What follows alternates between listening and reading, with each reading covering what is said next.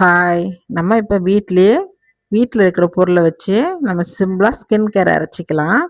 அதுக்கு நம்ம தேவையான பொருட்கள் என்னென்னு பார்க்கலாங்களா? பச்சைப்பயிறு, கடலைப்பருப்பு, கொஞ்சம் வெள்ளை மூக்கல்ல, கொஞ்சம் வெள்ளை உளுந்து இதெல்லாம் எடுத்திருக்கேன். இதில் கொஞ்சம் பாதாம், கொஞ்சம் ரோஸ் எதழ் காய வச்சு எடுத்துருக்கிறேன். ஒரு விரலி மஞ்சள், ஒரு குண்டு மஞ்சள், அது கஸ்தூரி மஞ்சள். இதெல்லாம் போட்டு இப்போ நான் அரைக்க போகிறேன் மிக்ஸி ஜாரில்.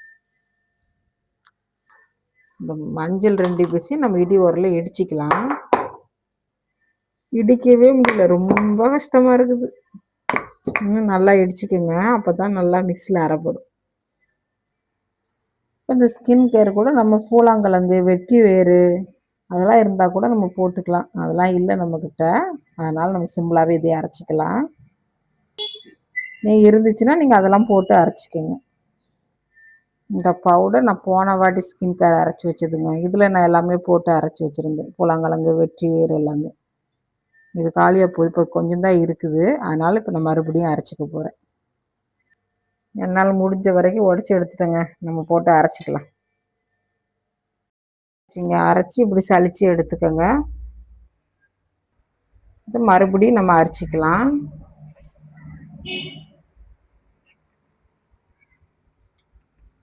இதையும் அரைச்சி எடுத்துட்டு நம்ம அதையும் போட்டு மறுபடியும் அரைச்சிக்கலாம் மிக்ஸியில்.